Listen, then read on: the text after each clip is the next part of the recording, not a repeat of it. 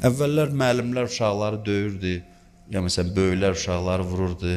Uşaq dedi ki, vurma, incidir, ağrıdır. O da ona təəccüblə baxırdı ki, elə adamı vururlar ki, ağrıtsın da. Ağrıdır, yəni məqsədim budur ki, sən ağrıyasan, tənbih eləyim səni. Biz də bəzən dünyadan belə gileylərimiz buna oxşayır.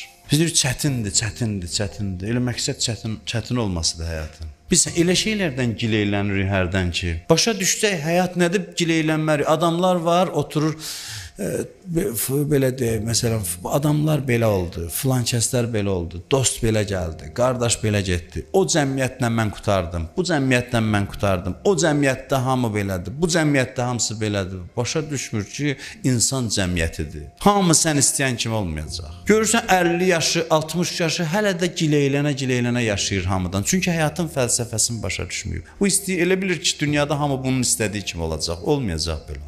İnsanlar da sən demə beləymiş. Elə bil ki, bu hansısa başqa planetdə yaşayıb, ya bunun üçün xüsusi belə hazırlayıblar. Qardaş, həyatın qaydası belədir, təəccüblü bir şey yoxdur. Filan kəsdə vəfa yox imiş, filan kəs pula belə əyildi, filan kəs filan şey filan oldu. Qardaş, özündə də kifayət qədər eyib var. Bu dünya, bax belə, bizim xoşumuza gəlməyənlərə dözməyimiz üçündür.